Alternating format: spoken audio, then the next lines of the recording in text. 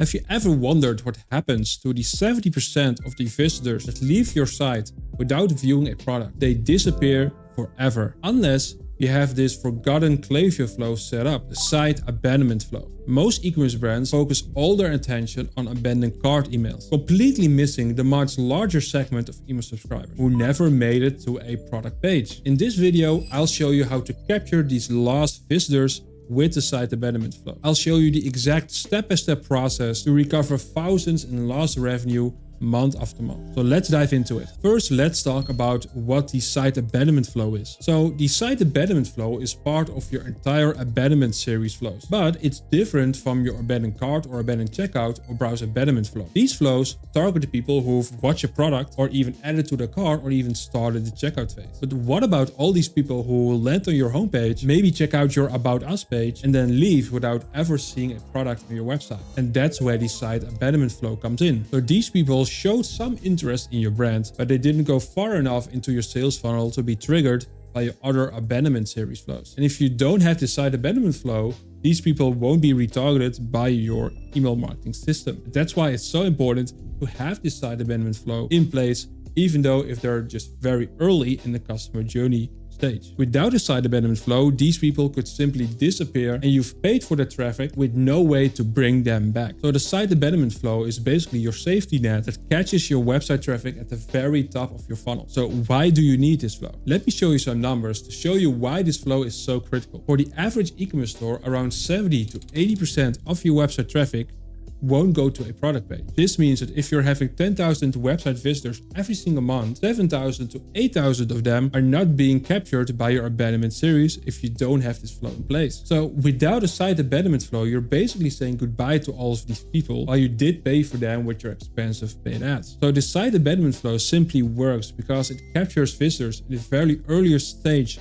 of the customer journey. It guides them towards a relevant product. It's the perfect moment to build brand awareness with them, and it lowers your average cost per acquisition because you can now retarget them with this flow. So long story short, you simply need a site abandonment flow if you're serious about your email marketing. Now, let's talk about how to structure your site abandonment flow. So for this flow, I like to use two emails, where email one is an email where we're going to act as the shop assistant. So the trigger of this flow is going to be active on site, and we're going to have some profile filters in place, like view product 0 times since starting this flow, added to cart, checkout started, and placed order 0 times since starting this flow, and has not been in the flow in the last 30 days. So these are all filters that we want to have in place to make sure that if someone goes further down your customer journey, they won't receive this flow, but they will enter the browse, cart, or checkout abandonment series, or they will go straight to the post-purchase flow if they've done a purchase. Also, make sure that if someone has visited your website in the last 30 days, they won't receive this flow again, because then it can be annoying for your email subscriber. So this first email is product focused. Its goal is to showcase your best product categories or products to help visitors discover items they might have missed. So we just want to act as their shop assistant. And we want to do this in a friendly and not in a pushy way. So since their buying intent is so low, we don't want to send this email too soon. So that's why we want to wait 4 hours after they've been active on your website. But as I always preach on this YouTube channel, make sure to split test this for your own brand. So start with a split test where you test 4 hours versus 1 hour and find the perfect time frame for your e-commerce brand. What needs to be inside this first email? First of all, short and friendly copy where you act as their shop assistant. Highlight your main product categories or highlight your top 3 to 5 bestsellers. It kind of depends on the niche and the brand. Sometimes it makes more sense to guide them towards categories. Sometimes if you don't have that many products, it makes more sense to just highlight your bestseller. Always make sure to include a shop all button in case the product blogs that you do include don't spark the interest. And you want to give people the option to watch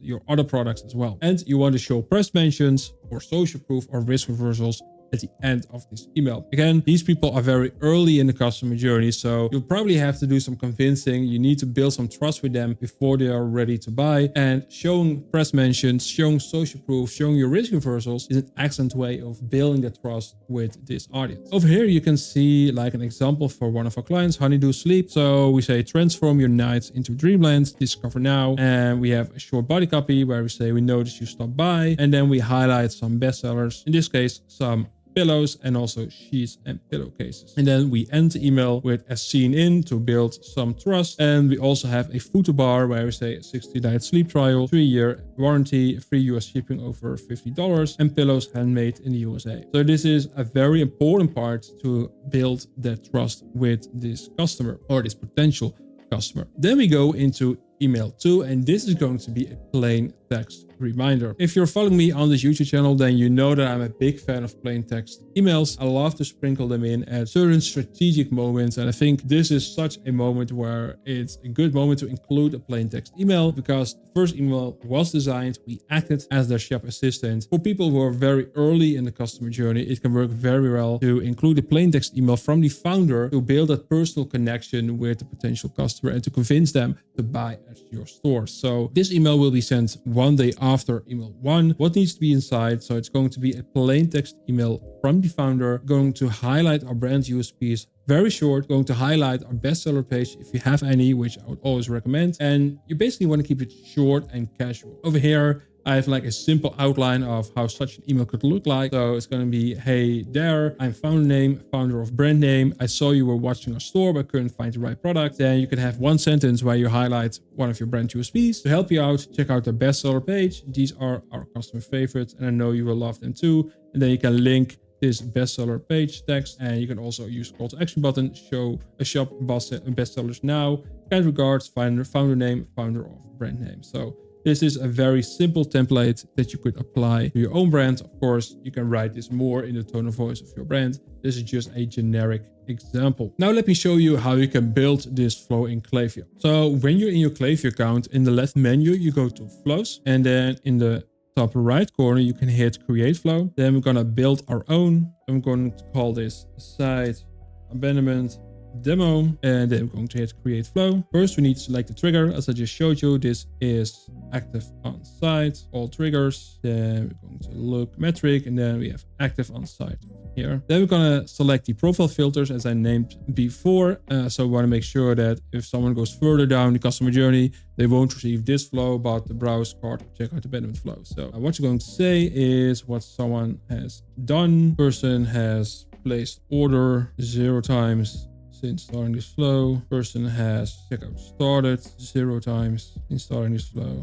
And person has added to cart 0 times since starting this flow. And person has viewed product 0 times since starting this flow. And has not been in this flow in the last 30 days. Then you hit save again, confirm and save. Then we have the trigger set up.